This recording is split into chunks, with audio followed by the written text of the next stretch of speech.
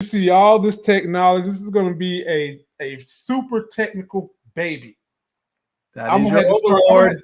I'm gonna have to start getting her to do little reviews. Ain't that right, babe? We're gonna do reviews. Well, what's up, YouTube? You caught me in here slipping with the baby and Larry. We're gonna start the show out today. Elle is in here looking around the YouTube studio as if she owns it, looking at all the bright camera, all the bright lights, trying to figure out what we're doing. That's your Uncle Larry, baby. You laughing at Uncle Larry?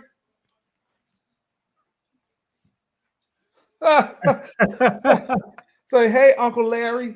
Say, hey, Uncle Larry. My brother Larry, how you doing tonight? Oh, look, L, you gotta be careful about that, baby. You're about to click buttons. Elle's about to start her own channel. She's like, forget this. This is mine. Yeah, she's like, don't hold me back, Daddy. Like, Daddy, don't hold me back. Yeah. Studio producer. Well, ladies and gentlemen, you are in here with the Life Gang Avengers of Current Culture. It's me, it's Larry, and for a short, brief period of time, it's the baby L, my firstborn, my favorite, my only for right now. She's in here studying, trying to figure out how to do this YouTube thing. So when she do some unboxings and some toy reviews, she'll be able to give it to y'all just right. She'll be ready. Tonight, ladies and gentlemen, we are covering the Marvel Universe. That's why the hat is on. We are talking about episode 3, Falcon Winter Soldier. And they threw us a curveball up in this joint, man. My homegirl Sharon Carter came back, and Larry, there's a rumor on the street, my brother. You want to know what the rumor is? That she's the power broker? Yes, man. That's the word on the street. So, yeah. and it came to that word via E-Man because of this right here. Boy. Sharon Carter getting into the back seat with somebody. Now, everybody knows Sharon on the run. She's on the run from the government, and she's up there hawking paintings, real deal mosaics and exposés and the Mona Lisa. I think I seen some Da Vinci Code up in that hawking painting up in that warehouse of hers. Some Da Vinci Code. Yeah, she's selling Da Vinci Code, man. I don't want to have it. And ladies and gentlemen, joining this conversation is that good brother B. Avery, which means I'm going to have to send L away because L is trying to take over the studio. She clicking buttons. She pulling off hats. She looking at the lights. They're going to be ready to get rid of me and keep the baby. Ain't that right, L? Time to get you up out of here, sweet pea. You'll be back. B. Avery, how you feeling tonight, my brother? I'm feeling pretty good, man. I'm feeling pretty good. How you doing? Feeling good, man. Ready to get this in on this Marvel, on these Falcon Winter Soldier episode 3. And overall, how did you like the episode, B. Avery? I enjoyed it. I had some feelings about episode 2, but I like this one a lot, not even better, but a lot better than episode 2. So I thoroughly enjoyed it. I did too. Girl, I'm so happy. I know. Lord have mercy. She's a Marvel fan. Look, that's how you get, ladies and gentlemen, you want to get them right. Start them out as Marvel fans as soon as they come out the womb. When Elle stuck her first leg out of her mama, I had a Marvel hat waiting right for her eyeballs as soon as she first came out. You got to start it young. And let me shout out my boy Buzz. Done sent us $7. 703. Yo, Dora Milaje, she was bad. And you know what, Buzz? That was the one in Winter Soldier and Civil War that T'Challa was like, I would love to see you quarrel with Black Widow. That was the one. I would have loved to see that fight too. I would have loved to see that fight. But don't y'all get it twisted. Black Widow can fight too. But let's go on ahead and dive on into this, man, because it's a whole lot. B. Avery, are you with the consensus, the theory E-Man got running around the internet, that the power broker is my girl, Sharon Carter? You know I don't like that because that's my girl. Yeah. The Emily Van Camp is my girl, and I don't want to hear none of this, man. Right. I don't want to hear it. Do you think she's the power broker? I do not. I do not think that she's a power broker. Yes. I understand that some people feel that she may be, but no, she's not the power broker. I don't think that they would throw that character under the bus like that early. I think it would be a twist, yes, but I think it would be a big disappointment and really upset a lot of people. So I can see where it's coming from, but nah, she's not the power broker. I honestly don't think Marvel give a damn about upsetting a few people if somebody's at the end of their contract. Now, from what I understand, Emily Van Camp is not going to be serving a role in Marvel too much longer, which makes me think that she's not the power broker. I mean, because it seems like they might want to keep a character like him around. And as much as I love Emily Van Camp, and I don't want to see her go, I really want to know who in the hell. Yeah, what's up, Moochie? Who in the hell is this? How is Emily Van Camp? Is she selling paintings on a regular that's bringing her millions of dollars? I mean, she had this chick put her in the backseat of the car like she driving Miss Daisy. I mean, come on, man. Well, it could be a lot of things. Is that a trans woman? Because she looks like Big Frida. No, I'm not trying to be funny. When I looked at her, at first I thought it was Big Frida, but then I was like, no, she's not tall enough. No, I don't. Yeah, I don't think she's tall enough. But I mean, I could be wrong. What was you saying? Baby's over there making funny faces. I was being serious, man. I wasn't even trying to start anything, man. I didn't know. You know, it's your world, my brother. It's your world. It's funny to me. I'll start something, man. I'm an ally. Already. So let's dive into it. Go ahead, BA, then we'll dive into it from the beginning. We really didn't know much about Sharon, other than who her grandmother was, but you know, she could have been on some mountains of wealth. You know, she could have had some money in her other life outside of working for the U.S. government. That's true. You know, we don't know. I mean, it could be it could be a million of things, you know, just as far as her background is concerned. And she did say that she had to hustle, you know, after she fled in the Civil War and doing that 5 years. Did they explain if she was blipped or not? I'm assuming she wasn't, because when they explained her backstory, they made it seem like during the blip, she was actually, you know, hustling. That's the way I interpret it. She could have been rocking it out, man, for the past 5 years, even if not before that. So, you know, it could be a ton of things. So, I like that. I like that it's kind of still wide open. Okay, all right, people. Let's start from the beginning. Let's go with a clip that go ahead, Larry. I was just saying, somebody in the comment section was talking about they want to see that fight between Sharon and Black Widow. And it was interesting when I was watching that Earth's Mightiest Heroes that you guys turned me on to. There was an episode where Black Widow and what's his name? Hawkeye were fighting, and it was like in one of those shipping yards where they had all the containers. And I was like, damn, this is just like that, except the live action version. I was waiting for Hawkeye to show up. Yeah. Do you know? See? Yes. Me and B. Avery don't put you on to no mess, lad, when it comes to these comics and cartoons. We don't put nobody on no mess. We got you, man. We got you. Absolutely.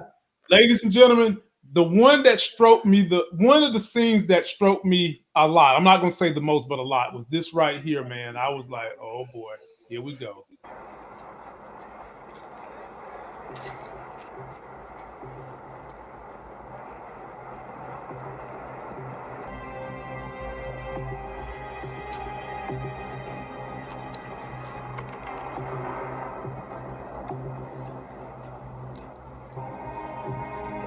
Drop something.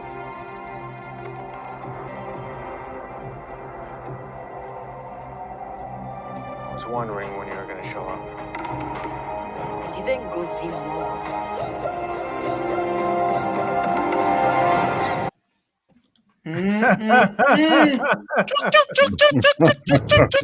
You know what I'm saying? The little hairs on my neck started to raise when I saw those Komoyo beads. I knew from jump what was going on. You already knew. And ladies and gentlemen, bringing another perspective to the show. My goodness, the brother E-Man Reviews, who done got this damn stupid conspiracy going that the power broker is my girl Emily Van Camp, trying to break my heart. He know I have a thing for Emily. He know I've been waiting for Sharon Carter to get back up here, Agent 13, and now he's trying to turn her into a ravaged, upset woman and calling her the power broker. E-Man, explain yourself. It ain't obvious.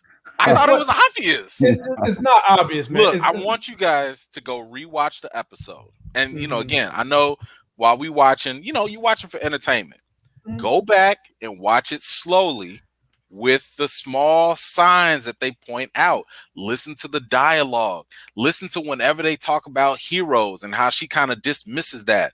Listen to how she jumps and cuts off Sam, or she changes subjects or whatever. I'm telling you, she's the signs are looking more and more like she's the power broker. E-man, look. It's Where'd she get all that money from? She could have had brokering deals. She could have been brokering deals. No. So you say what you're trying to say? Why she got armed security? Why she got armed security? Why not? Because she lives in a place full of criminals. Come on, she's wanted by the United States government. You better have some bodies, bro. I'm just saying it'd be a really good misdirect if she actually is the power broker, because they kept talking about the power broker was a him. Yeah. But I ain't never heard nobody actually who's seen the power broker say that. Man, we were just talking about how you doing, sir? I'm all right, bro. We was talking about right before you popped in, and I was like, nah. But to be honest with you, the more I hear about it now, the more crazy it sounds, bro. They already gender bent Carly. Yeah, they did. Why wouldn't they gender bend power broker? That would be the weakest reveal ever to me. Like what? Agatha being or Agnes being Agatha? That wasn't Marvel doesn't like hide the best secrets all the time. Come on. Sometimes some things are in plain view.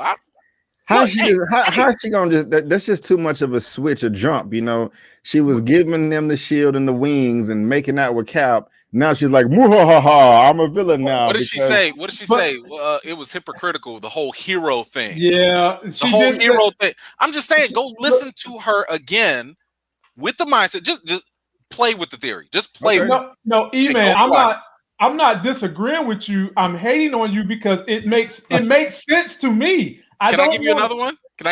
Lord. Oh, no, it better not be about Sharon. At the bar, right before they went to the bar, there was a spray painted sign on the back that said the power broker is watching you. Okay. 2-3 seconds in, once you get into the bar, they start ordering their drinks and doing whatever. Somebody with a hood starts to walk away. And the second they walk away, that's clearly Sharon. Come on, man. Because she was watching. Hold on. You got to remember, this is the granddaughter of Peggy Carter. The muse of Captain America.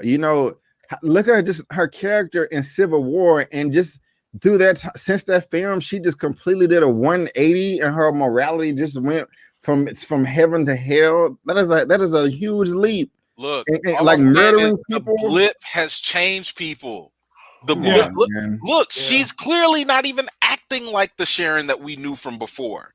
Mm-hmm. She has some level of resentment. 5 years to do that to you. Of course. That's all I'm saying. How about this? Maybe it's not Sharon. Maybe it's a scroll. Maybe Sharon's a scroll. Maybe that's more realistic to me. I mean, whatever. Like, look, hey, it's just theories. I'm not putting no stock into it. Okay. I'm not, so don't nobody take this and run with it.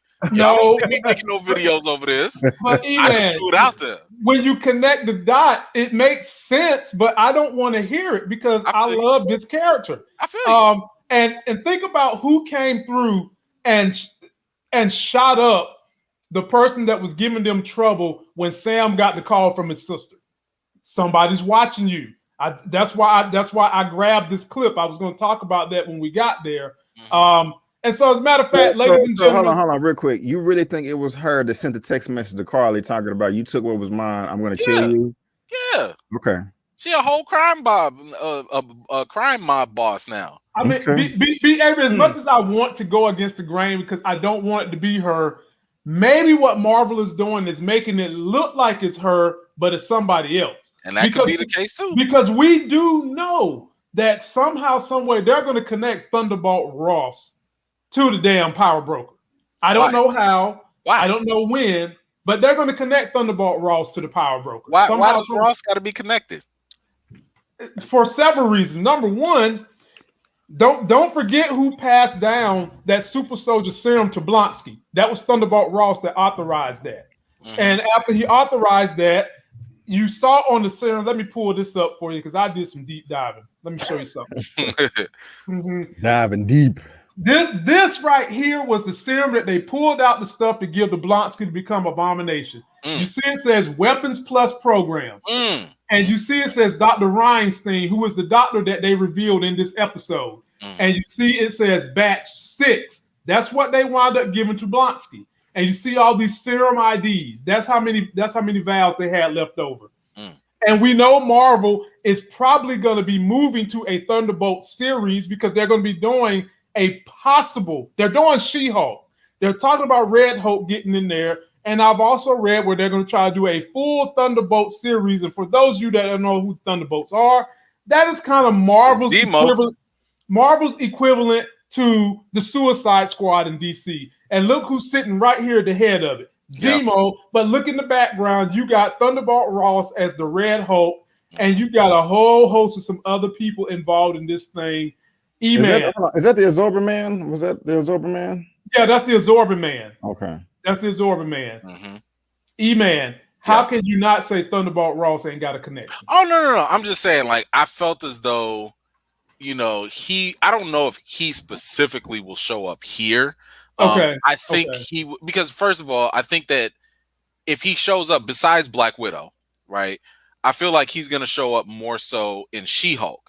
Somewhere down the line for him to even get to the Red Hulk status somewhere. But I do think that with Smiling Tiger, that reference is more of a connection to the formation of the Thunderbolts. Absolutely. Because Smiling Tiger in the comics was part of the comic. He was part of the Thunderbolts in the comics. And that was when Baron Zemo put them all together. So that's why I'm thinking like we'll probably get Zemo at the very end, the last episode, maybe collecting people and bringing them together or whatever, maybe hinting at it. But I don't know if Ross is going to come directly. He might. I don't know. No, but I don't think that Ross is going to come out in the series. What I think is going to happen is we're going to learn that Ross is the one overseeing what Power Broker is doing. So what I'm really hoping I'm hoping Power Broker is a nobody. That's what I'm hoping. But they are leaning toward really turning Sharon Carter bad, as if she's married to heroes because no one came in and vindicated her.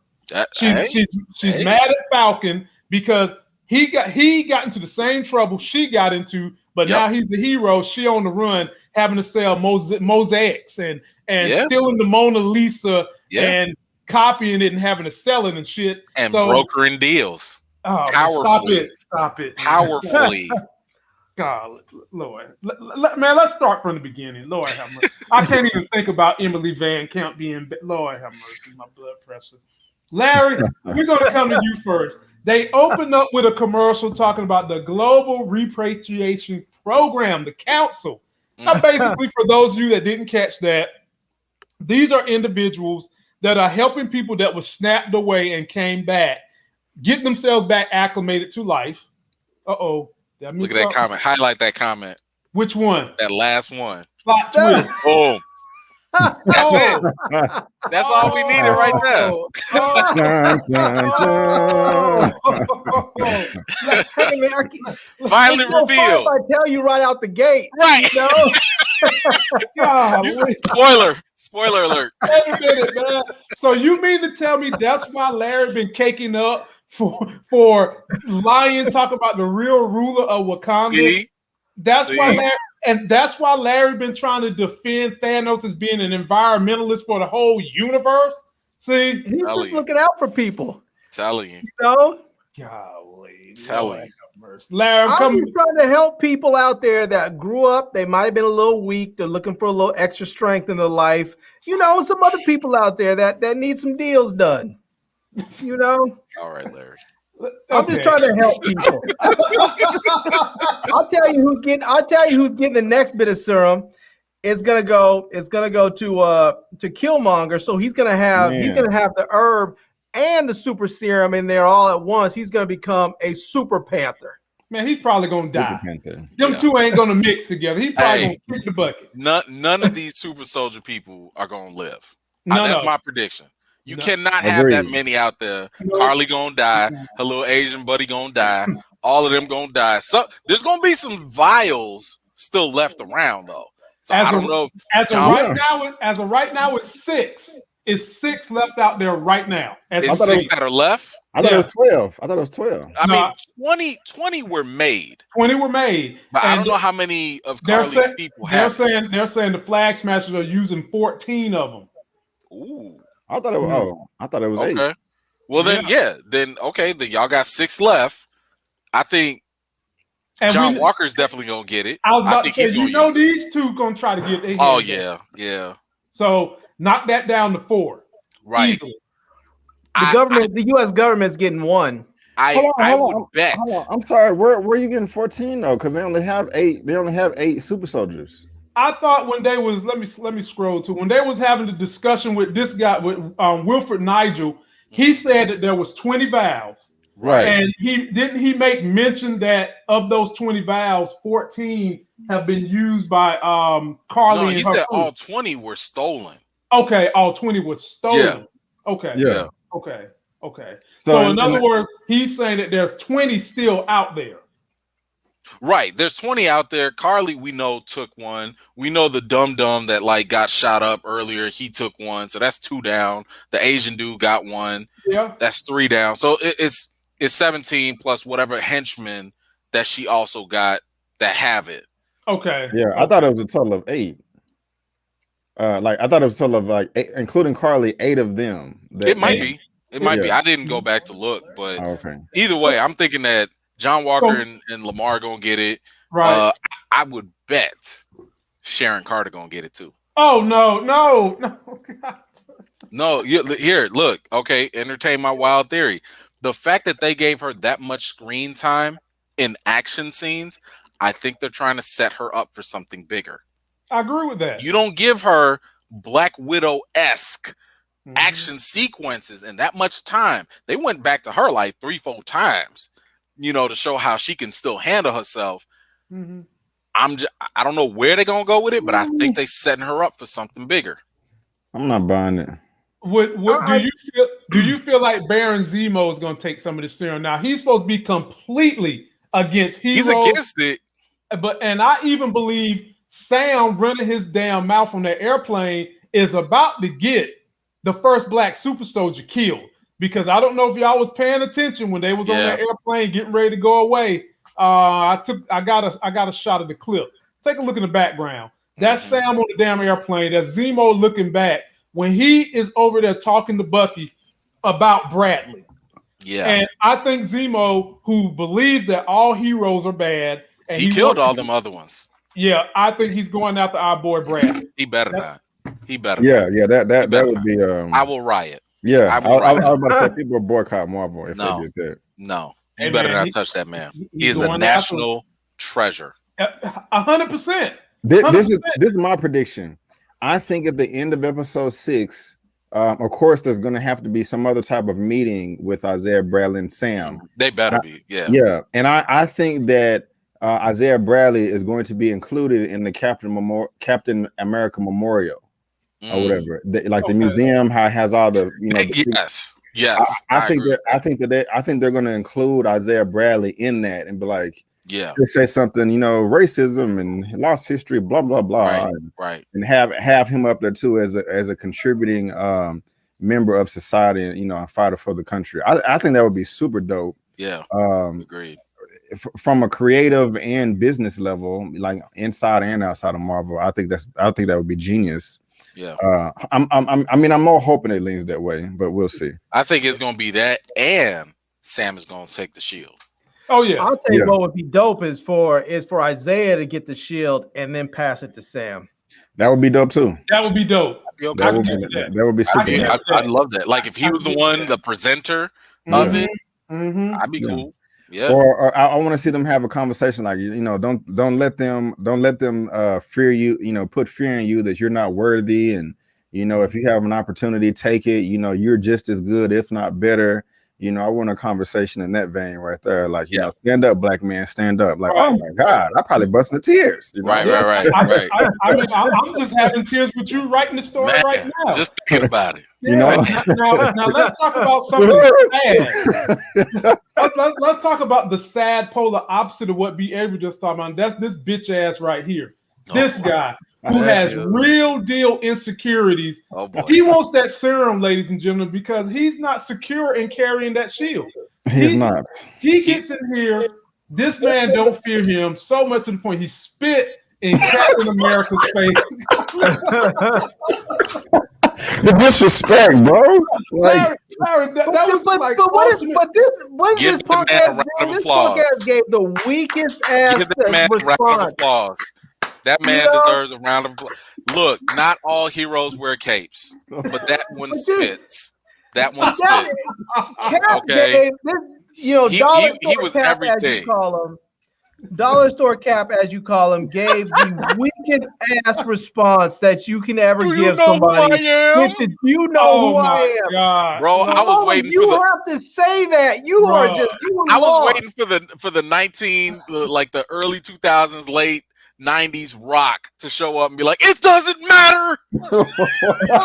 It doesn't matter. Bro, that would have been hilarious. So man. Like, and he gave him a T'Challa answer and said, I don't care.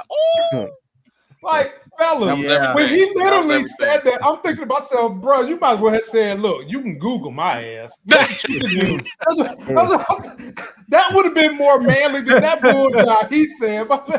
Like, do you see this shield? Not only that, fellas, he punched my man in the gut, and my man still had the intestinal fortitude to spit in his eyeball. Just pure assault. So we know what the motivation is for this U.S. Agent Walker. He is a puss boy who's insecure, and he wants serum because he's trying to live up to something that he's not. Right. He's not worthy. He's not worthy of the shit. As a matter of fact, his boy Buckwheat is more worthy. E-Man named him Buckwheat. Don't blame it on me, people. E-Man called him Buckwheat.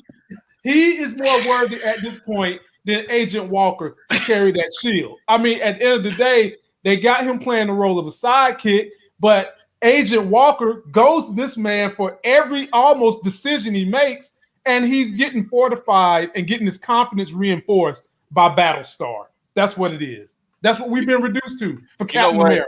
I'm hoping that, because every super serum that has come from Captain America, nobody's been able to like really, really replicate it the right way, right? And the side effect, at least from the comics, is that either you're going to have your body deformed or something, or it's going to have some mental impairment down the line. And I think even the Isaiah Bradley that we've seen so far, he's in good shape compared to what we've seen in the comics. Because in the comics, that 30 years in prison or whatever, it messed him up. Yeah, it screwed him over. So man. The one thing, and I'm hoping, and I mean, hey, we've seen it with Bucky. He's getting a little nuts, with this super serum. And even Carly, Carly, once she sat here and blew up that building and stuff, and the Asian dude was like, really? Like, that's what we on now? I feel like the serum, no matter how they change it outside of Cap, is going to make people crazy. And I'm thinking like, yo, give that sucker to John Walker, because when you give it to him, it's going to make him even crazier, because we're seeing the signs now, but the serum might make him worse.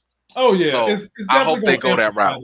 It's going to definitely amplify that. They have to get him to be, right now we look at him as a joke. I'm sorry. But hold on, fellas. By the way, thanks, Steven, my brother. Hey, look, I'm not even going to use it on Platinum Diapers.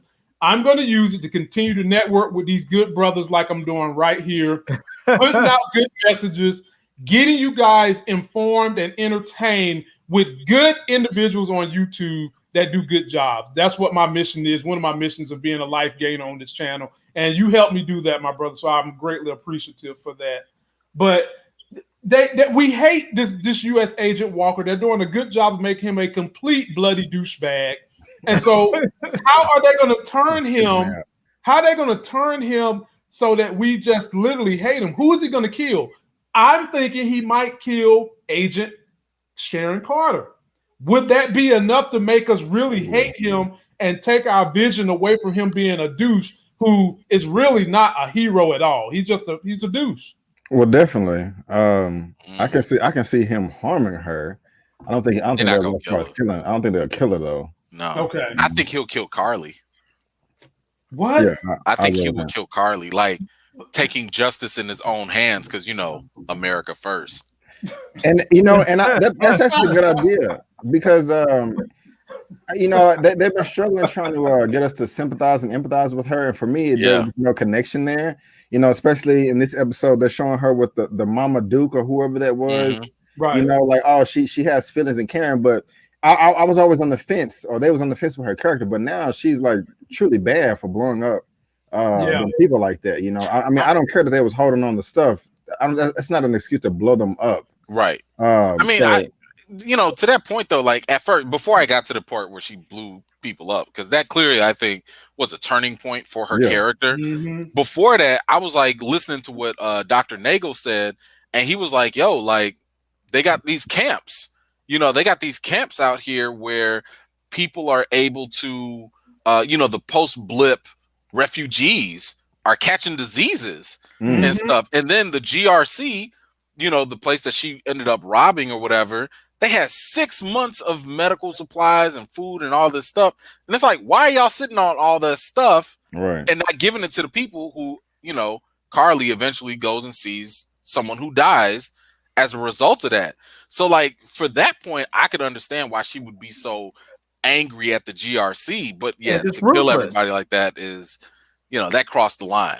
Yeah, you can't do that part, because they still had them, and Larry, I'll get your opinion on this. They still had them kind of set up to be someone you could get behind, because what they literally was doing was playing Robin Hood. That's what they was doing up until this point. And like E-Man said eloquently, he feels like the super soldier serum is wearing on them. So let's just take one more example of someone where I feel like the super soldier serum just went to his brain.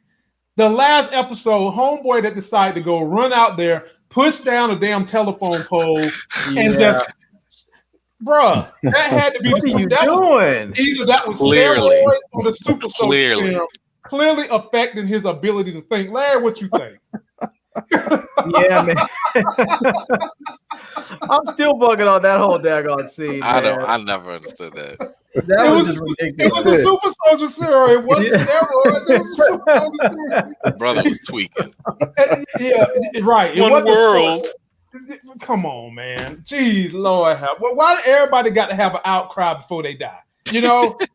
We had too many battles in this country where the British had to beat the drum before they decided to go in battle, which is why they got their ass whipped in the first place. And he up there talking about one world, and homegirl down here, like E-Man said, she heel turned on this, ladies and gentlemen. She heel turned when she blew them people up.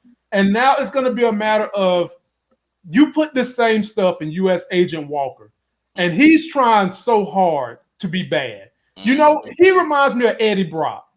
That's what he reminds me of. Yeah. He reminds me of Eddie Brock, who was just a loser, pushover, piss ant, who just got so mad at Spider-Man, he wanted to do anything to get back at him. Then all of a sudden, bam, symbiote finds him.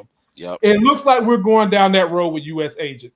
Yep. Only difference is he's going to find his symbiote in the form of a serum. So I got to get you brothers' opinion on this little plan right here. So they decide to go and get Zemo. And the very first thing Zemo does, he tries to recite the old Hydra line to get Winter Soldier to cooperate. Didn't work. Next thing you know, Winter Soldier is having a conversation with Bucky about they need to break him out, and before you know it, he's broke out, got him a suit, and then he's standing there sitting with Sam and Winter Soldier. B. Avery, talk to me about this whole scene and what was going through your brain. Yeah, so I had a feeling that Zemo was going to try those activation words again, so I was happy and smiling that he did. He at least tried or was messing with us about it, so that was cool.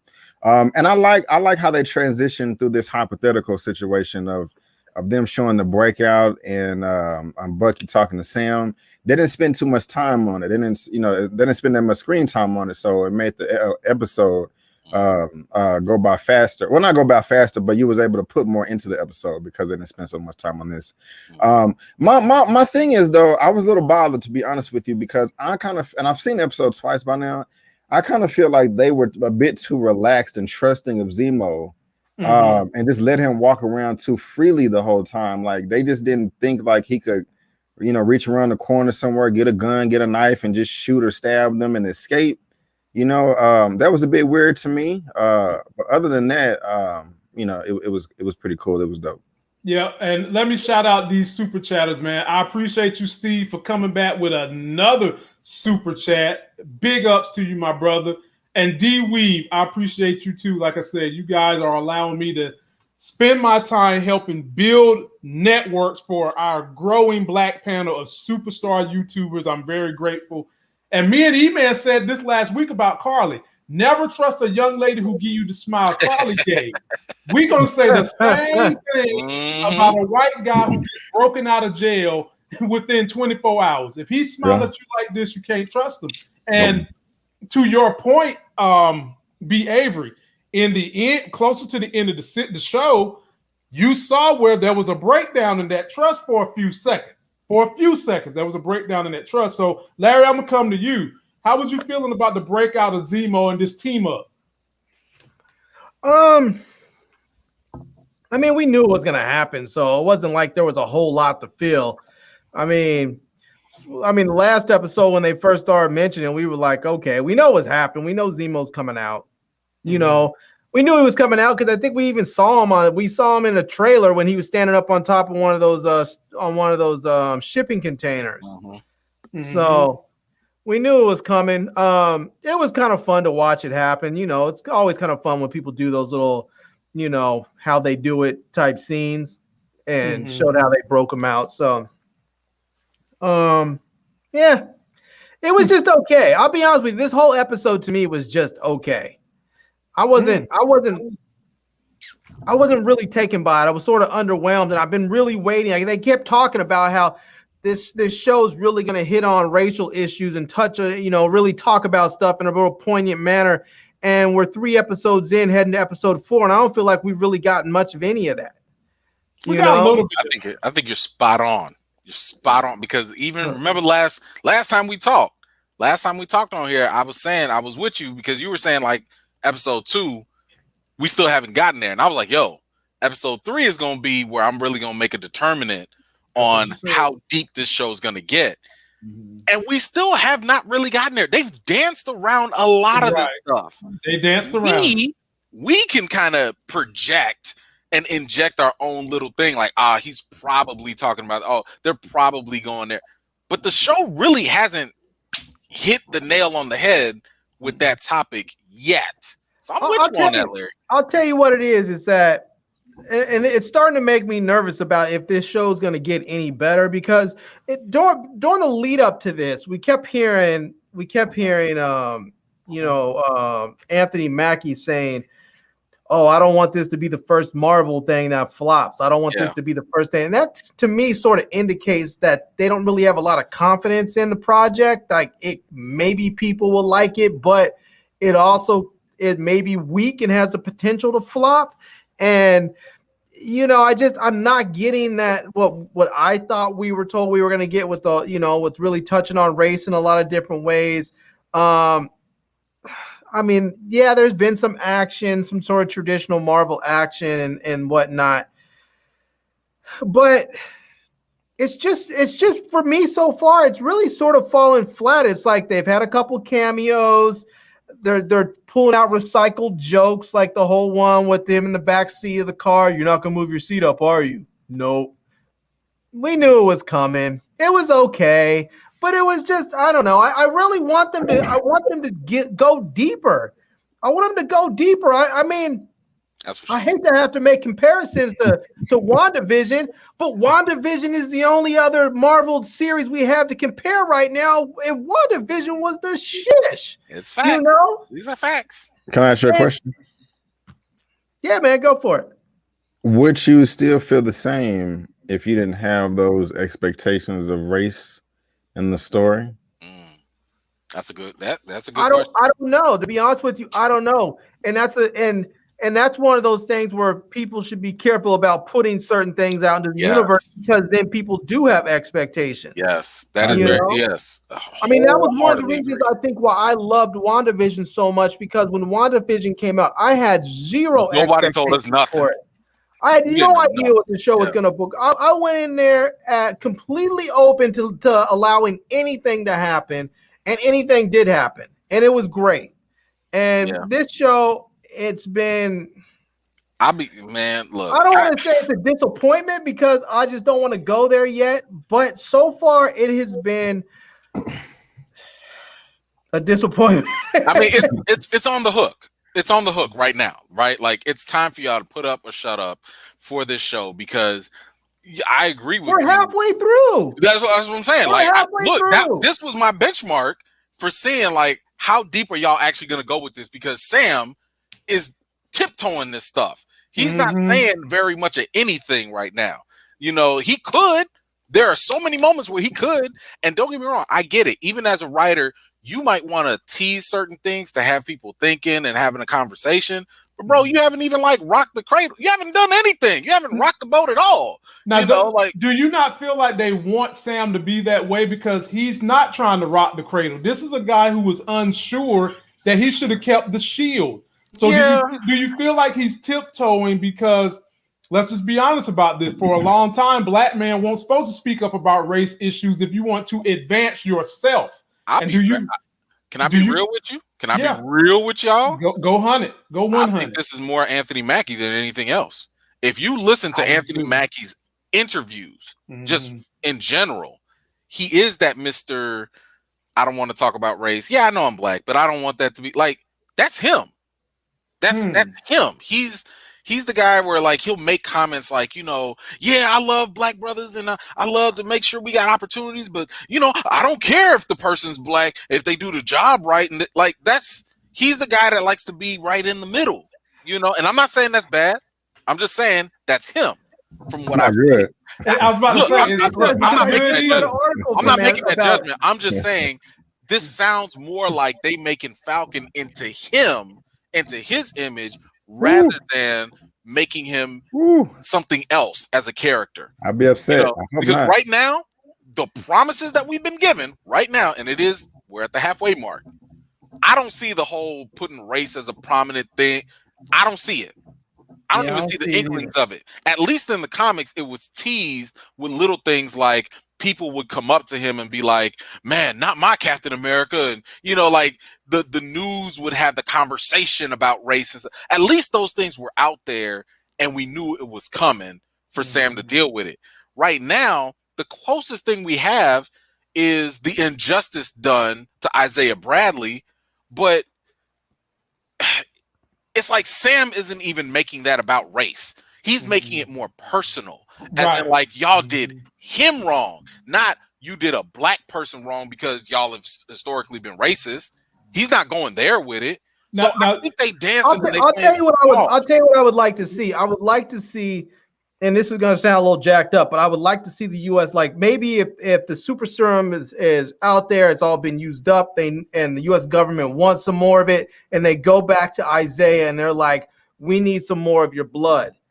And dude's just like, hell no, get off my porch. And then they just snatch him, and that causes Anthony Mackie to just snap and lose his ish and then becomes black. You know? I mean, to me, I'm like, I don't feel like this is something that they need to wait until the final episode to drag out. You don't need to do that. Like, it's pretty clear. That's why, like, even when people were saying, like, oh, Sam gave up the shield because he knows it's going to be hard for a black man, I'm like, I'm not buying that with what we're seeing, because he was in a room with Rhodey. He was in a room with another black man.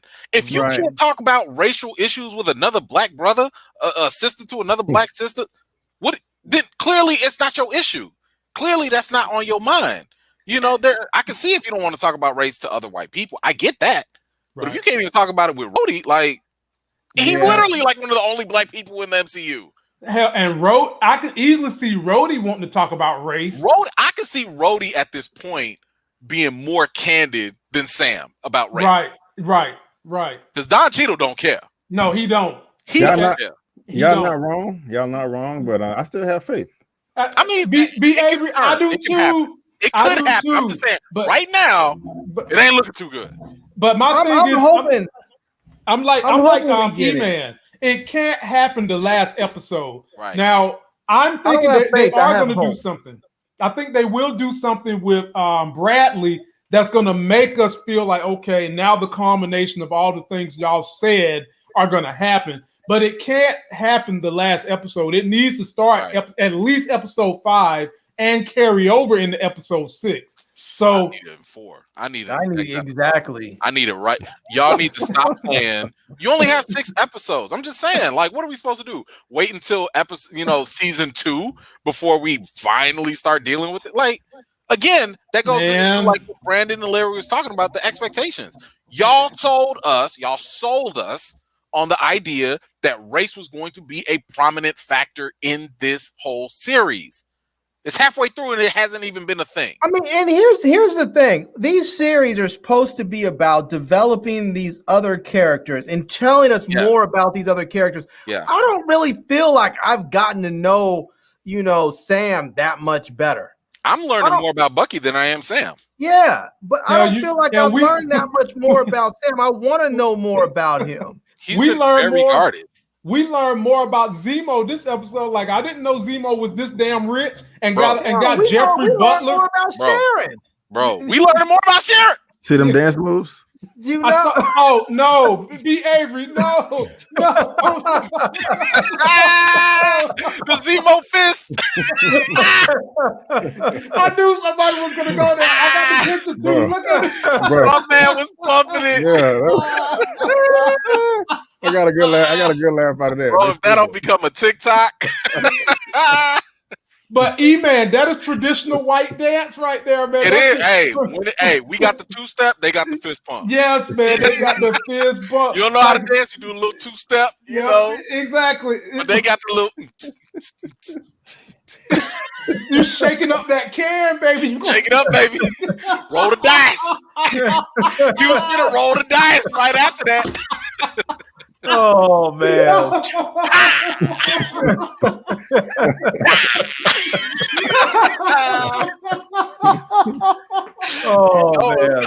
You know it's coming. Oh my god. Okay, but look. I do want to mention Zeemo though before we, because I think we've already talked about Sam just not being black enough. He hasn't been black enough, in my opinion. But no, when it comes to Zeemo, first of all, Zeemo is a top 3 MCU villain, period. And yes, he is above Killmonger. So that man right not there. A villain, so I'm okay with that. Huh? Killmonger's not a villain, so I'm okay with that. No. He's definitely a villain. So the thing with Zeemo, if you go back to the last episode, the last little scene right at the end, what was he doing? My man was playing chess. That is symbolic of the fact that everybody's playing checkers and my man is playing chess. He is thinking ahead. And then when Bucky was like, "Man, what book you reading? What you got over there?" Machiavelli. Come on now. Now look, I haven't read Machiavelli as much. I mean, I've read a little bit about his thoughts and theories and ideas and stuff. It's a very interesting theme that's going on that Marvel's already kind of played with in other characters with Thor and T'Challa, and it's about like just power and ethics. It's about being a good man versus being a good king. How do you be a good ruler and a good person? And at the end of the day, like what Zeemo, I want to say, is internalizing and foreshadowing is the fact that he is thinking about power, but how to go about it. And the means justify the end for him. It doesn't matter what he's got to do as long as he gets what he gets and gets what he wants at the end. So that means if he's got to play the good guy for now, he'll do that. If he got to play the role, he'll do that. If he got to smile in your face, he'll do that. But at the end of the day, Zeemo gonna get what Zeemo wants. And that's what's going to be the case with him. Now, with T'Challa, with Thor, they were all like, oh, what does it mean to be a good man? What does it mean to be a good king? Whatever. Zemo was like, I don't care about none of that. I want power. You know, I want whatever it is that he's looking for, and I think he's going to do whatever it takes to get there. And at the end of the show, I want to say he's going to end up becoming the real villain that he should be. I'll tell you the thing that got me was that smack Zeemo dab in the middle. more on race than Sam was. What was that? I said the thing that got me was Zeemo was speaking more on race than Sam was. You know? Even caught Sam off guard. Sam was like, "You right? How you know about Marvin Gaye?" Yeah, Trouble Man. You know, he said. What he said? He said, "Get a line for that." But he's right. That's the world when Zeemo is more woke than like one of the few black men in the MCU. And then what did he say? He said, "Why is it?" He said, "Why is it always with American blacks?" He said, "A fashion forward black man's always got to be dressed like a pimp." You know? See? And he had the school. He schooled Sam twice. See, man. Yeah. Ain't nobody got time for that. Is this y'all? Hold on. Is this y'all new king? Y'all want to get rid of T'Challa? Is this y'all new king? Is this the new face of the black man in the MCU? There's not a single person sitting on this panel that's not asking for us to get T'Challa back in the MCU. Bro, not a single. I'm just calling Marvel out. Like, if Sam is y'all new leading face of black diversity, I don't want it. I'm sorry, I don't want it. Nope. I want to say that black man America. I don't want that. I do have to say this, man. As far as this series goes so far, if this series continues on the same path that it's gone and it finishes out its 6 episode run like this, and then Loki comes out in June and hits a home run. Yeah. All I can say is Ryan Coogler just needs to go ahead and set Black Panther 2 aside for a good year and just do nothing but assemble the best possible team of writers that he can for the Wakanda series and just focus all his efforts on that, because that's what he's going to need to do. He's going to need to redeem, he's going to need to redeem the black folks in MCU, because at this point, if it continues on like this, Malcolm Spellman will have failed us. It's an L. It's an L. Well, hold on. What are we saying here? You don't think that's a bit much? No. Man, wait. You said failed us. Just because that was Anthony Mackie's concern, though. He said that. He was like, we really wanted to put, the best people together because we didn't want to be the first show that came out because they were supposed to come first. Hold on. Like a failure. But have the first three episodes may have not met your expectations as far as race, but can you go as far as saying that they're a failure? I mean, they don't suck. I mean, like, what are we comparing it to? We can only just being entertaining at the very least. They're just I will say this show so far has been mediocre. It has been just okay. That's okay. Mediocre. Like that's what I'm saying, because like when I compare it to WandaVision, and I got finished watching WandaVision, there were times all of us were on the thread. Holy shit!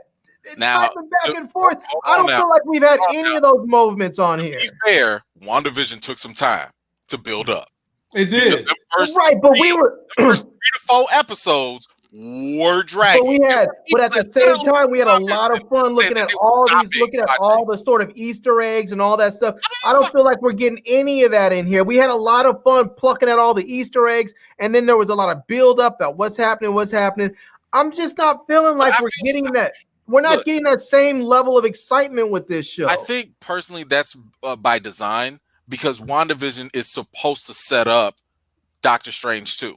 And so is Loki. So you're probably going to get more Easter eggs, more stuff, because they're literally trying to invest people into the movie. I don't see Falcon and Winter Soldier setting anything up. Like nothing for a cinematic movie. If anything, they might set up some stuff that happens in Armored Wars or some other show, but I don't think that they have the bearing, I guess, to actually do that heavy lifting, and that's why they're taking a much more lax approach, I think. And you don't think you didn't get excited for the Clip de Lamont show with Ayo showing up at the end, because episode 2 we haven't even talked about that yet. Because episode 2 ended with the Zeemo cliffhanger, and then this whole next episode featured Zeemo. this episode ended with her. Maybe the whole next episode gonna be black. I don't think she's gonna pop in for 5 seconds. I would be real pissed. She's like, "Oh, I'm here for Zeemo. I just want to give you that message. Bye." You know, I think that's going to be a prominent player in the next episode or two at that. Not only that, but I hope so. Like I mean, I haven't written the show off. I'm still gonna watch it, but I don't know. But I mean, whatever happens in the next 3 episodes needs to be spectacular to redeem it from the first 3, because the first 3 right now are just like, this show could be anything. This show could be on the CW or on any other random network, and it wouldn't matter because it just feels like a regular old show. It doesn't feel like something big and exciting like a Marvel show should be. I'm not mad at Larry's opinion there, only because Marvel has put money behind this, like behind their shows. They literally, Disney as a company was like, shut everything down, focus all energy on streaming stuff. So it has to be better than an average TV show. And I'll be honest with you, Behavior. I know how you're feeling because it's a black show. You want it to be good. You want it to be great, and it's disappointing to me because here we are with this show with Falcon, who's supposed to be our black lead. We have Malcolm Spellman, black brother, who's behind this thing, and it's just not hitting the home run. He's not even getting really on base barely with it, and that bothers me because I don't want this to fall flat.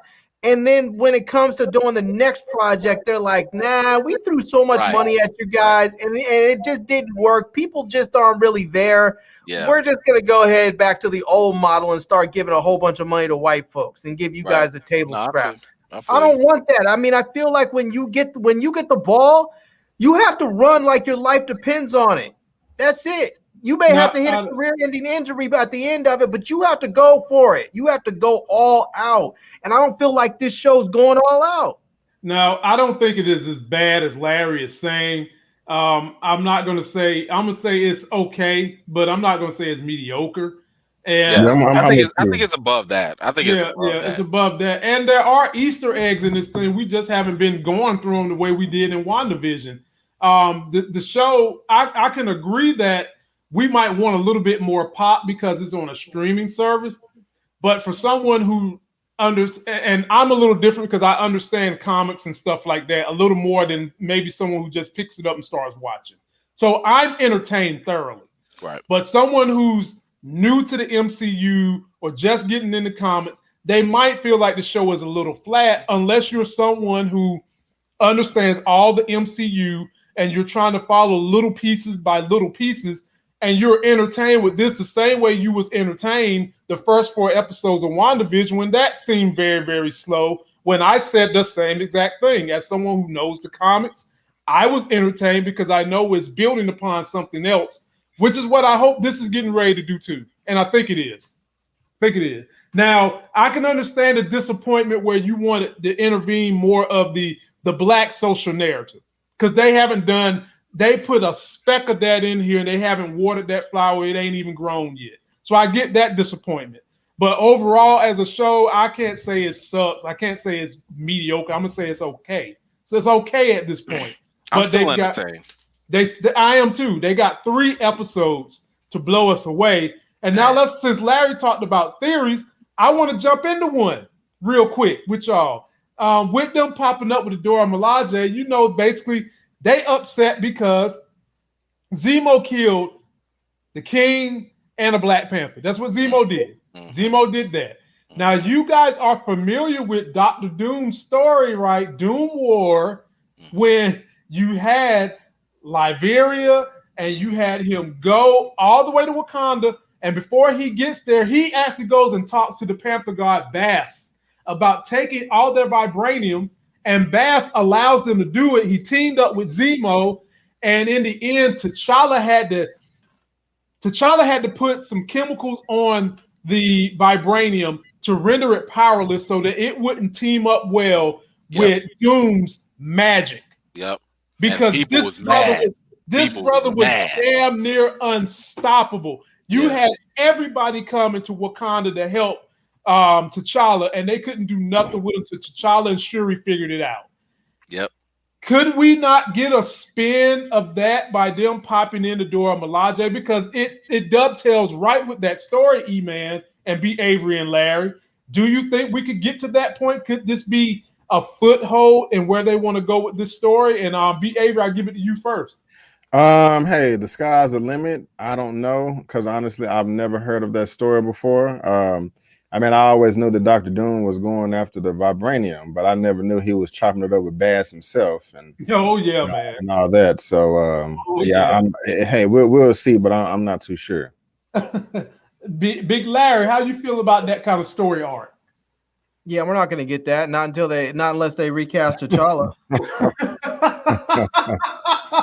I mean, that's just where it is, you know. And if they recast him, great. If not, then I mean, we can just go ahead and write off all those T'Challa stories. Well, I mean, they technically could do it with Shuri, but I'm hoping that we need another T'Challa. So, E-Man, I'm gonna pass the football. We're not even gonna probably have the same Shuri because she's up on social media and like all the rest of these dumbass celebrities that can't keep her mouth shut about anti-vaccine and mask and all the other crap.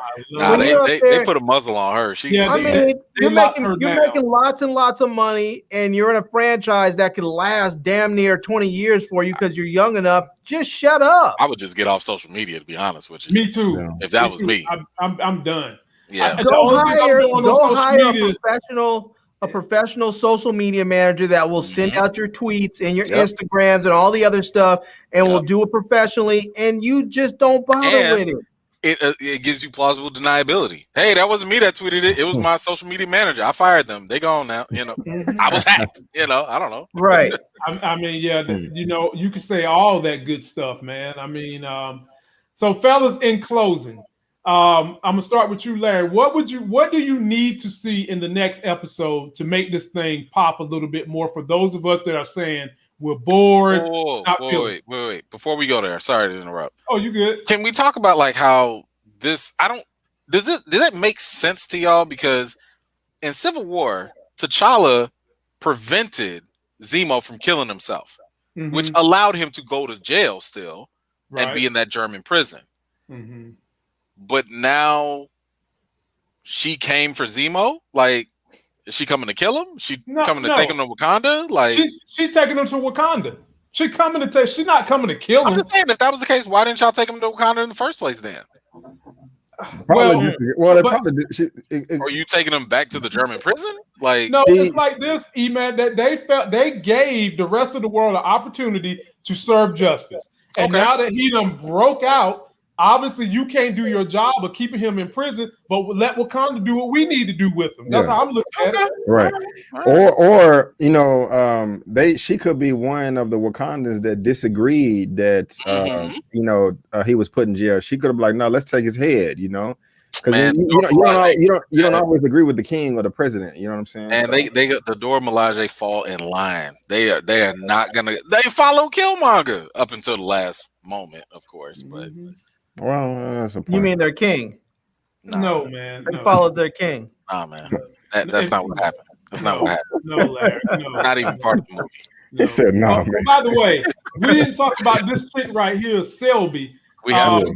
She was in the comics. She was in Excalibur, and she had a mutant power, and she could talk to computers and mechanical tech.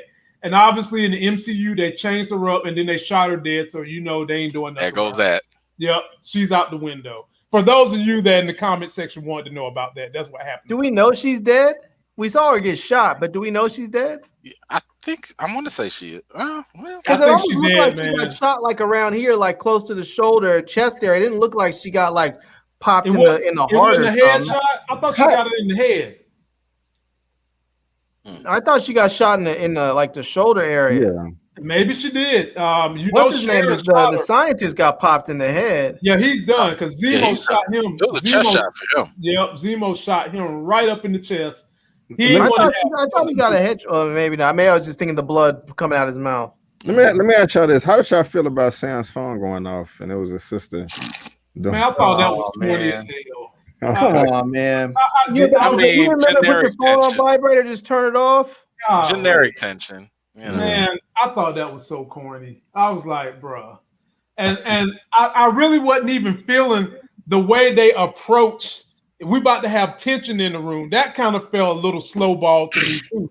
Like if you really think that you can't trust these guys, you're gonna wait that long before you decide to take him out. You're gonna let him put his phone. I don't know, man. I wasn't feeling that. Couldn't they use a different distraction, E-Man? Couldn't they have done something different? Look, I mean, a lot of different things could have happened. It's so hard to yeah. You literally could have taken that 50 different ways. You literally could have done it differently. Like for example, the real Smiling Tiger could have walked in. Yeah, it could have been that simple. Yeah, and then maybe the bartender's like, Smiling Tiger's out here. Wait, what? No, he's in here. Chaos. It could have just been that simple, but they wanted to. They need to do something, man. Yeah, I think I'm just not happy with the writing in this thing, man, because it's like, I mean, we go back to the whole race thing. It's like the most poignant thing said on race we have so far in this episode were said by either one, a dude that's white royalty, white European royalty, and the best action scenes in this thing were a white chick, her fighting. No, I can't give you that opening fly scene was probably come on. Which scene? The opening in the first episode in the mountains. I'm talking about this episode. Okay. Yeah. I mean, she did have her Black Widow on. So now let me ask y'all this: I was concerned. How did all the bounty hunters know where the tanker was, and how did Sharon know as well? I mean, this is like the super duper doctor. Like, how did she know where he was? And all those bounty hunters kept showing up too. Yeah, I was about to say you just opened the door for him, Avery. You just opened the door for him. I told you. Look. Somebody asked, like, why would she take Falcon and Sam to him? And I was like, well, the simple thing is, it's kind of like keep your friends close and your enemies closer. You bring them there so that way you can keep an eye on them, so you know what they're doing. And if they get too close, you take them out. Do anybody want to talk about how Captain America slept with her grandma and her? He didn't sleep with her though. He didn't sleep with her. He just kissed her. That's what I want to call straight up. When Sam was talking about he's dressed like a pimp. That's a pimp right there. That is a straight up PIMP. Pimping. He a corporate pimp. Yeah, he's a company man. Right. Captain America's a company man. So, hey, if you go, that was a nice car though. That convertible, Camaro. Can you go to the what was it? It was the scene at the GRC right before it when Carly was sitting outside the gate. I don't think I got that one. You don't got them? Okay. There was a little. If you look at the gate, they had like a little X-Men symbol on there. Oh yeah. It had the circle with the X. I was like, wait a minute now. No, but and she was talking about, I wish I could be a teacher, a professor. I'm like, but even that could also be Excalibur too. Oh, it sure can. It could be Excalibur too. Because like I said, this chick right here was Excalibur. Yep. So but yeah, I saw that and I was thinking to myself, I was like, everybody ain't got no circle X's everywhere. Just no, not that look like that. No, right. No. So, fellas, give me your closing statements. Larry, what do you need to see next episode? And E-Man, I'm coming to you next. Man, I'll be honest with you. I need to see Falcon get a little bit in the weeds, in the dirt. I need to see him just knuckle up a little bit, And I mean, I'm having fun with all the buddy film banter back and forth, but I need to see him toughen up a little bit. And I would like to see him. They keep talking about they're going to focus on some racial issues. I want to see that happen. I want to see him defend brothers. I want to see something happen where, somebody goes after Isaiah and he has to go back to Baltimore and go get him. I want to see, maybe somebody says something slick about Carly and he's like, wait a minute, she may be on the wrong track, but had nothing to do with her race. I want to see him say something, do something, and I want to see this. I just want to see the action overall. I want to see the action get turned up, and I want to see the tension get turned up. Even if they don't turn up the action as high as it can go, at least turn the tension up.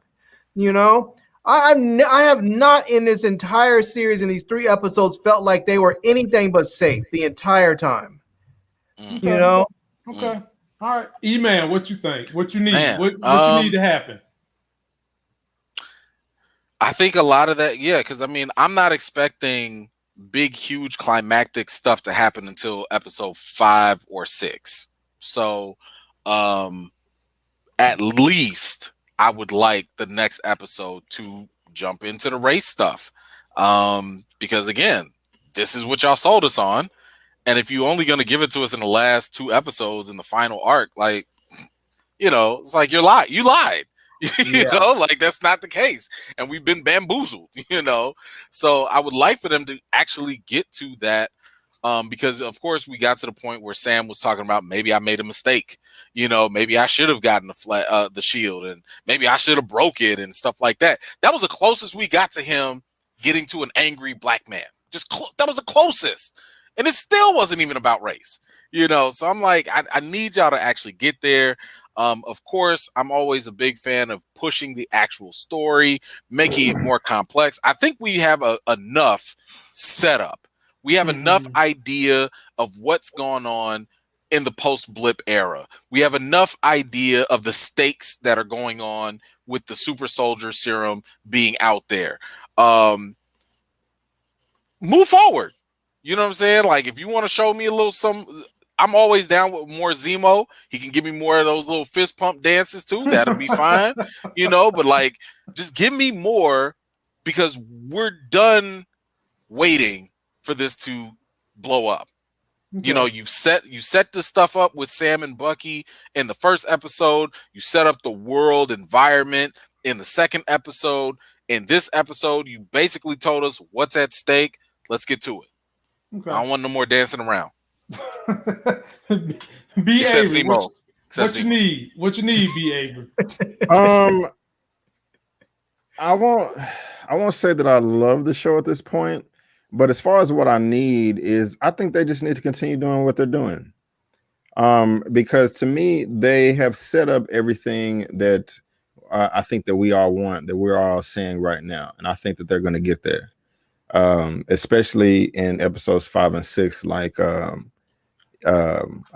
E-Man just said, there was a line of dialogue that Sam used in the trailers where he was like, and I'm not going to let anyone tell me or make me feel like I'm not worth it or I'm not worthy or something like that.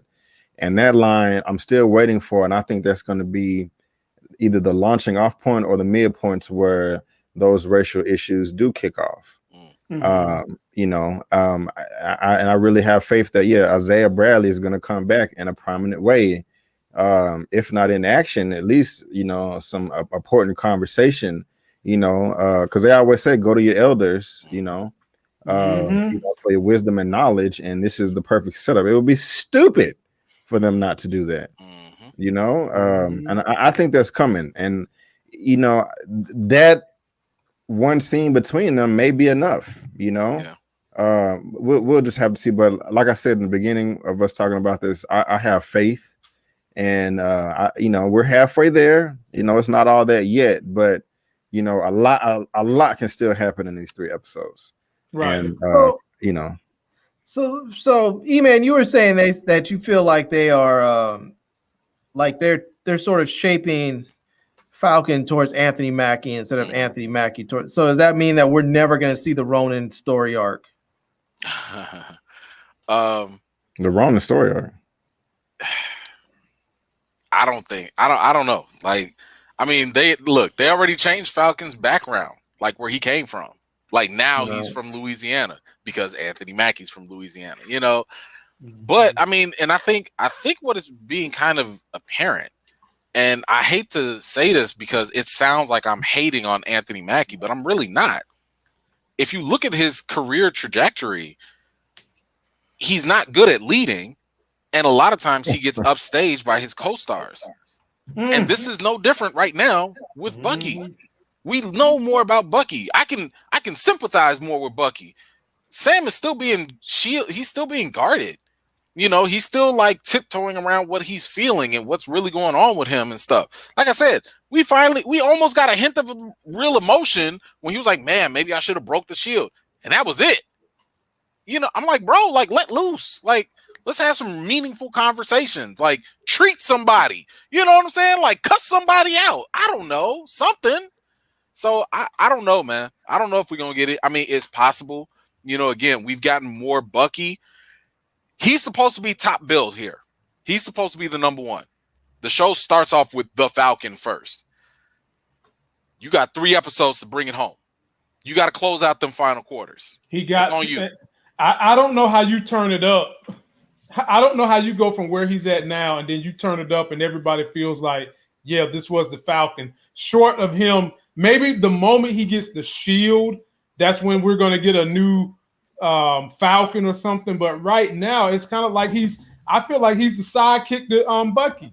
Man, look, they really should have given him the shield in the beginning and then have him go through the series as Captain America and then maybe finish it off with him giving it up because, you know, the pressure or whatever.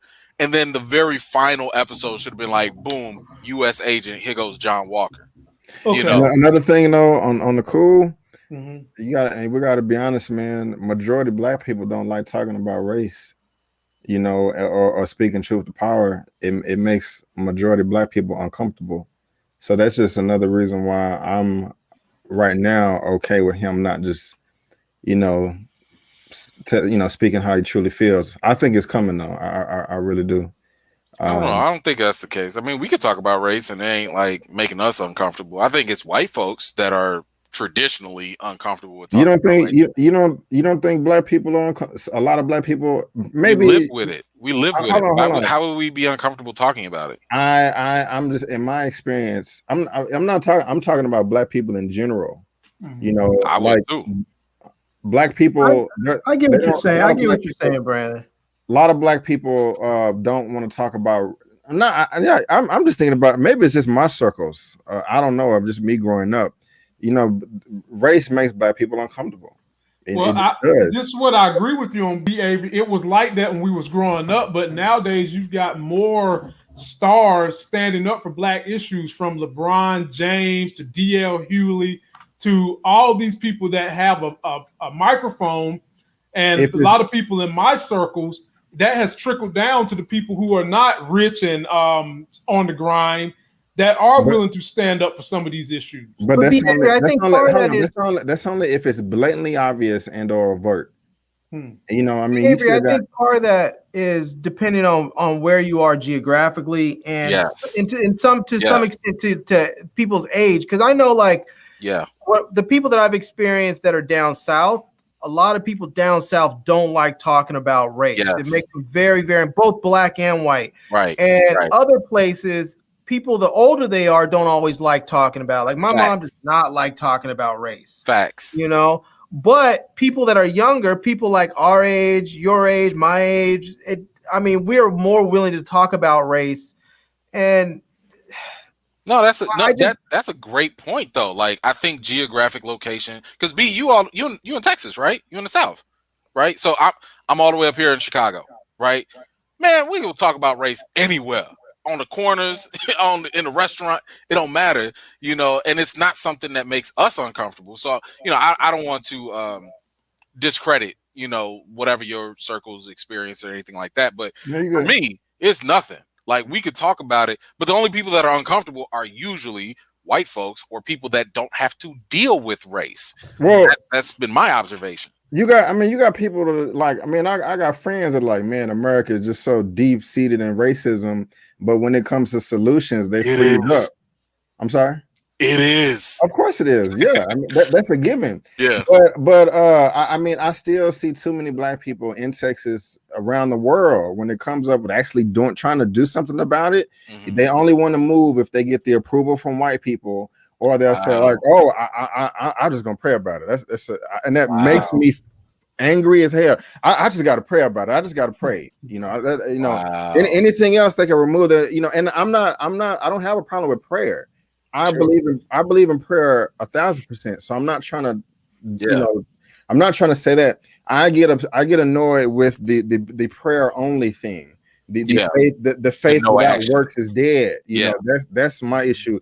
If there was any other problem, you have the fortitude to do something about it, to remove yourself from the situation, you know, to try to come up with solutions. But when it comes to black people, when it comes to dealing with a black issue, you freeze up, you tense up, you don't know what to do, or you don't want to move around because it's going to upset the white people. Yeah, you know, and so I still see that too much, you know. Yeah. But I think that's part of the problem that we're seeing right now with Falcon and maybe with Anthony Mackie. I don't know about him personally, but with Falcon, I think that we're seeing that where he's too worried about being the good Negro.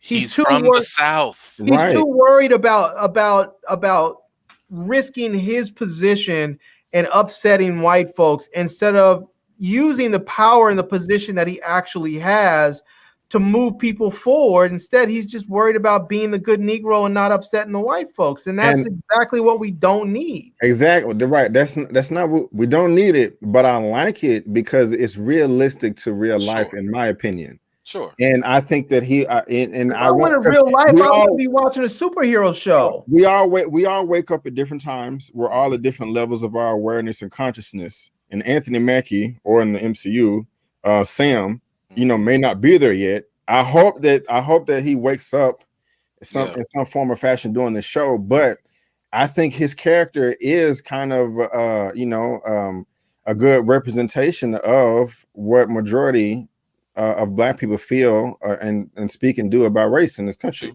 To be fair, I'll tell you, he hasn't said any of that. I don't watch these shows because I want them to be real. I watch these shows because they, if anything, maybe they're aspirational, you know. Aspirational. I don't watch them for their reality. There's not real superheroes. If I was watching a show like this, in all seriousness, I know I joke about this all the time, but if this was something I was really watching a show for, I would fully and 100% be behind Killmonger.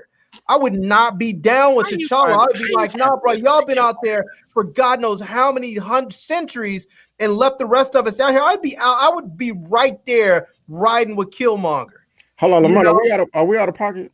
I'm looking at no, you're good. You're good. I'm looking at CJ32's comment. Okay, I just want to. Okay. No, I think so first of all, again, Sam has not talked about race yet. He hasn't. You know, when we're talking about, like, you know, Larry mentioned, like, he just wants to be the good, you know, black Negro, and he don't want to upset white people. He's never communicated that yet. I wish he would. You know, I wish he would say something like that so we can actually be like, aha, that's what's actually bothering you. Right now, he's still in I'm not worthy mode, and y'all did that one Isaiah Bradley guy wrong. Not black people. You just did that one guy wrong. You know, and I'm like, bro, like, we as the audience all know, and maybe we are projecting, we know that it's a more deeper racial issue going on, but it hasn't clicked for him yet. Or he hasn't communicated that yet. And that to me is kind of frustrating because I'm like, yo, like, stop it. You know, like, you ain't got to sit there and tiptoe the line with that stuff. But to be Avery's point earlier, I think a lot of that reluctancy to talk about race, for one, if we're going to keep it in cinematic terms, that's being stuck in the sunken place. You know, when you're so afraid to talk, you're afraid to move, you're afraid to do anything. That sounds like the sunken place from Get Out, you know, where like you just can't do anything out of the fear of whiteness. And another, if we're talking about real world stuff, I just think it's a byproduct of white supremacy ideology. White supremacy ideology is not isolated to just people in white hoods. Anybody can adopt white supremacy ideology. And what I'm talking about is it's not about bigotry or hatred. That can be part of it. I'm talking about the normalization of whiteness, the universe, making whiteness universal. So when whiteness is universal and normalized, you start thinking that way and you lose your own sense of identity and ethnicity in that process. And that's the worldview you start to adopt to. So that right there, I think, could be part of, you know, and of course, who has been affected by white supremacist ideology more than people in the South? You know, so like that to me, I understand how societally that could have an effect on people to not want to talk about race. Because to me, I'm like, yo, like the only other people that really don't want to talk about it is white folks. So if y'all sharing that ideology, there's got to be a common thread, you know. And to me, I think that's part of that thread. It's just the fact that, like, because white folks don't want to talk about race. That goes back to the whole thing with our superheroes, man. Our superheroes are supposed to be aspirational for us. I don't want a superhero that's just going to live the same life that you do in reality. I want my superhero to stand up for us. For sure. That's why I love Killmonger. The brother stood up for us. God. That's why we need T'Challa to come through and beat up some KKK members. Come through then. Come through, T'Challa. Recast him and come through. But what I don't need is Falcon up there tiptoeing around and just wanting to be the good dude that doesn't rock any boats. Rock the damn boat. Sink the motherfucker if you have to. Do what you got to do. I mean, he was trying to rock the boat when he was Clarence. Right. And Lamont, I gotta give it to you, man. I'm proud of you, bro. You're doing big things or whatever. You actually got the Marvel producer in the chat, Nathan Moore, right now himself from the so that's what's up, man. I'm proud of you. Scroller, you don't see Nathan Moore? You know, I see Nate Moore. Yeah. I see Nate Moore. Hey, you better recast T'Challa. You better recast while you here. You better recast T'Challa. If that was really him, that was really him. We'd have a whole. What's up? What's up, Mr. Nate? Nah, hey man, if that was really him, I'd be like, hey, you got 4 brothers that's willing to play whatever role you need, and we're gonna keep it G. Whatever. Just put a stamp on my lip. Yeah, I'll tell you what. Right there. You can have me play whatever you want, but if you really want to do me right, put me in the writer's room. Let me craft some of these stories for you so that we don't end up here talking about you. Yeah. Right now, it's kind of soft. I'm just saying. It's cool for the MCU. Don't get me wrong. It's cool for the MCU, but I don't see a lot of think pieces being written about Falcon and Winter Soldier. You know, I mean, at least with WandaVision, at least people weren't, talking about like deep concepts and stuff. You had a whole bunch of theories and stuff going on, but I was sitting here thinking like, yo, this show is going to talk about how the historical treatment of blacks in the military, the representation of the shield, which is just the Colin Kaepernick thing. Like everybody looks at the flag differently. I was thinking that they was about to talk about the difficulty of being a black man in America. I'm like, yo, where are the think pieces at? Right. Y'all haven't given us enough gold to this do that time yet. Next week, guys, we're gonna be blown away. We're gonna be like, just like everyone else. Look, just like everybody here. I'm hoping for the best. I'm hoping for the be Avery. It's gonna be yeah.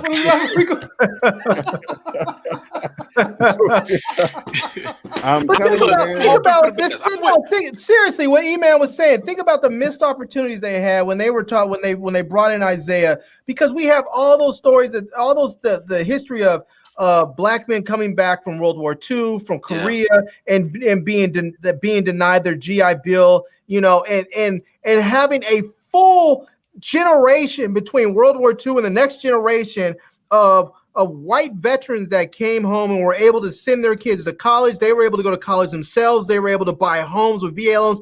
They spent a full generation building wealth and knowledge, and they locked us out of that we had a right to. And they didn't even bother to touch on that when they introduced that with Isaiah. And I'm like, why? Why are you not talking about this? I mean, that's the reason why. It's like right in your face, right? Like smacking you in the face, and they won't even give it to us. That's the reason why the story was put into the comics. It was to be a reflection of a lot of CJ32 pulled through talking shit. Yes, I served in the military. So there you go. If you want to keep talking shit, yes, I did. This dude gets in the comments and always talks crap. Jeez, I did, and my father did, and my grandfather did. So yes. Man, I just ignore him. I mean, I thank both of y'all for y'all service. Thank you. Yeah, I'm very thankful. Right on, Larry. Motherfuckers always think because I serve, not serve. People act like because you did or didn't, you can't have an opinion about the military. I mean, let's just be real. You could have an opinion and not have served. Yeah. And you could have served and be completely brain dead and not have any opinions. Exactly. Yeah, you certainly can. Wow. Well, fellas, and he has an opinion and he served. So that's right. Well, and I have an opinion, and I pay for y'all to go do all that stuff. My tax dollars I pay heavily for, and I believe that y'all need to get paid more. Because B. Avery hit on something that get on my nerves. I hate every single time we get these damn politicians shucking and jiving in front of a camera. They'll say, "Oh, thank you for your service to the military people." I'm just like, instead of thanking them for their service, do an act that thanks them for this. Pay them more. Give them the health benefits they are already promised. Make sure that their VA hospitals are fortified so that we can see more of them. Stop saying thank you for your service as a fucking platitude and do something. That's how I feel about it. You know. So, but anyway, fellas, we're gonna get out of here on that. Wonderful discussion.